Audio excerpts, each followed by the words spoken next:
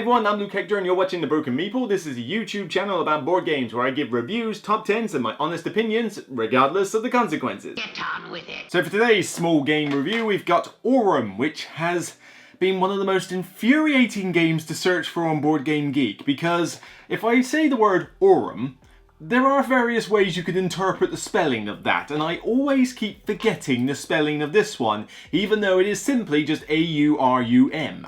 But the amount of times I get it wrong on BGG while I'm searching is kind of infuriating. Hopefully the game is a lot more pleasurable than that experience. Well, in Aurum, basically it's a trick-taking game, and if you know me from recent reviews and stuff that I've done, I do like trick-taking games. It's a genre that I do enjoy, possibly because as a child I played a lot of hearts and trumps and various other games that you play with just a normal deck of cards with the family and friends, and for some reason I think just trick-taking just works for me. It's one of those abstract ideas and games that's pretty straightforward. You typically play a card, follow suit, highest wins the trick.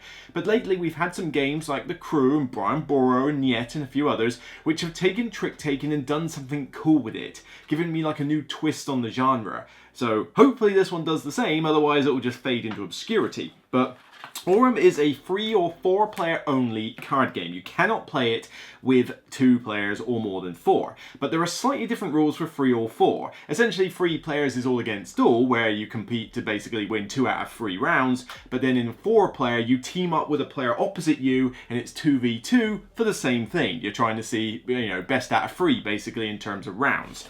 The idea is that you have a bunch of cards which all are meant to represent different types of metals, as if that matters one dickety-boo, because the theme in this game is pretty much non-existent. It's just their way of saying that your trump cards are effectively gold cards, like these, whoop, drop a few there, and the metal cards, i.e. the suit cards, are all different colours and representing a type of metal. I mean, yes, there may be a zinc, a magnesium, a potassium, I don't know what metals these are, frankly, by the symbol. All you need to know is that there is a symbol in the middle of the card and a colour. So whether you're colourblind or not, you'll be able to play this game without any problems, and frankly, even if you're left or right-handed, you'll also be able to play this game without any problems because they're all printed on both sides. So let's start with a 3-player game first. You start off with a gold card and you're dealt 12 of these metal cards down to players.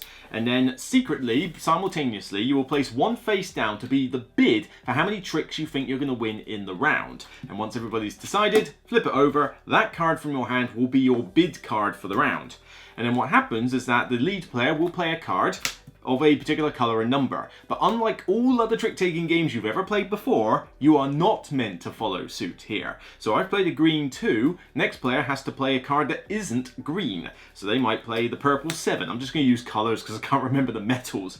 But then the next player in a 3-player might fight, well, I want to play higher than a 7, but all I've got is blue cards and grey cards. I could beat you with a purple 9, but you've already played a purple. Therefore, I can't play a purple 9. So they go, okay, fine, I'll just play the blue 2 then. Fine, they just play these cards. Now, the way it works is that whoever played the highest card wins the trick, as per normal. But whoever played the lowest card basically takes a gold card of the same value from a display that's always on show and puts them in front of them. Gold cards are effectively trump cards that you can use like in any other trick-taking game, but they can also be used as spending for changing your bid value. So if I think I'm going to win 6 tricks in a round, and then during a round I'm like, this hasn't gone too well. You know what? I reckon I can only win about 3 tricks if I'm lucky, or 4 tricks maybe.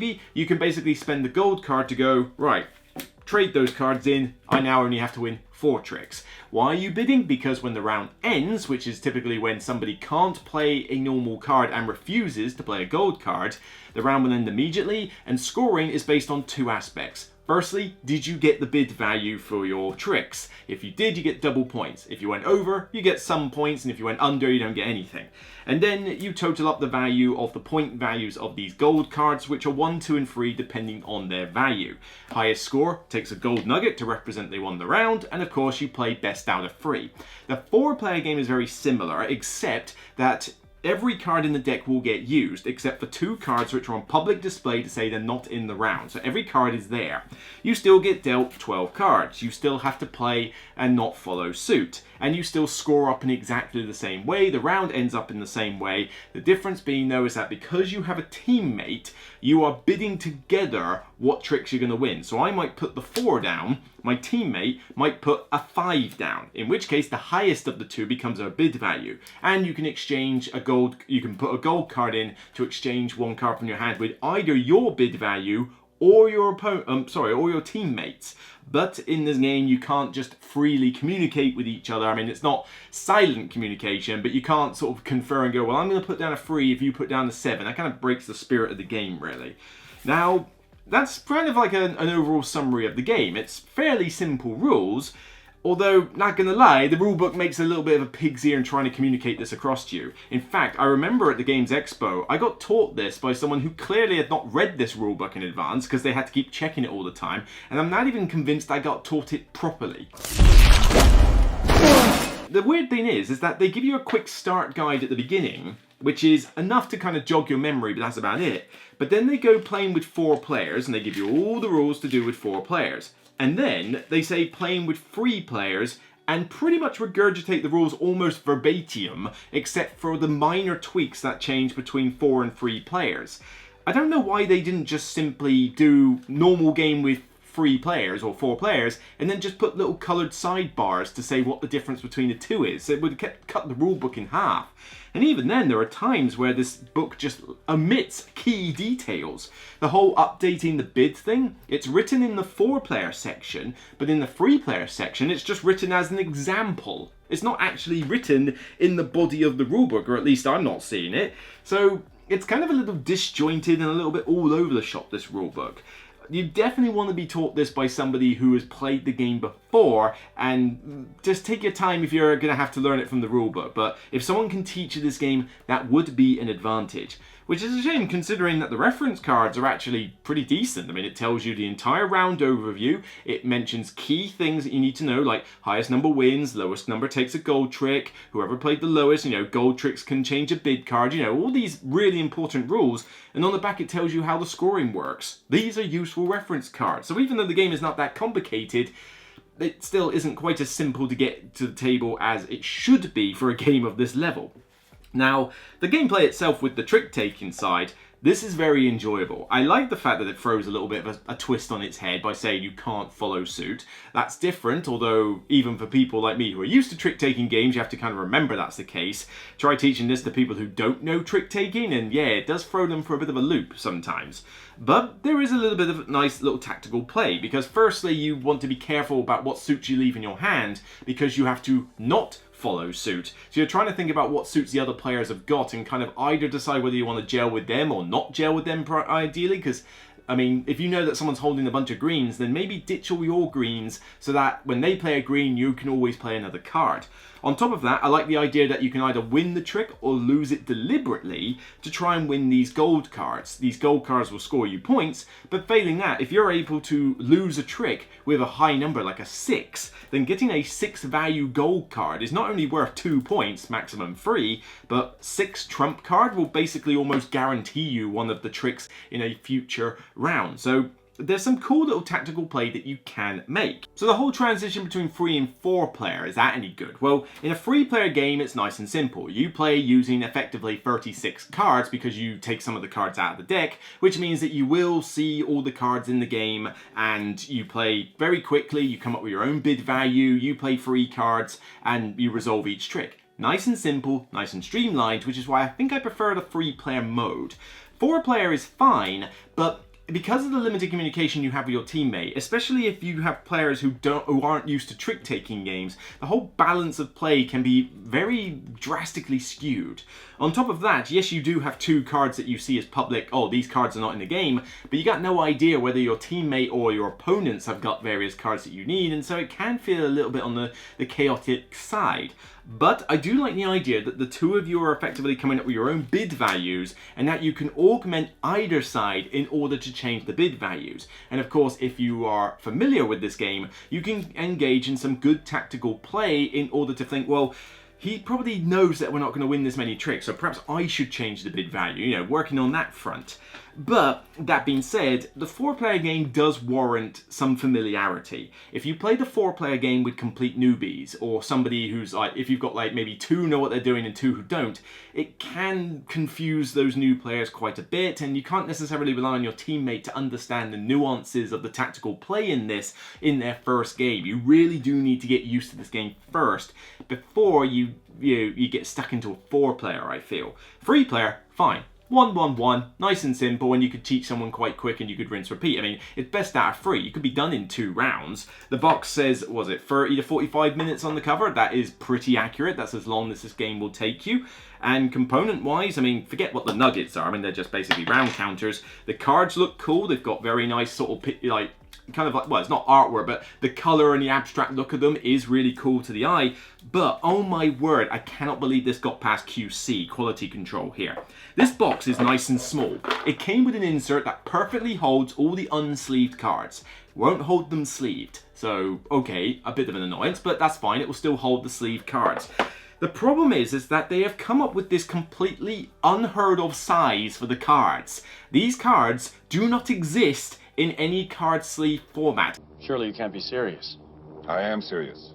And don't call me Shirley. I forget what the actual length of them is, but essentially I think I've had to take USA standard Chimera size Sleeve King cards, and you still have a good centimetre worth of cards sticking out of the sleeve at the top.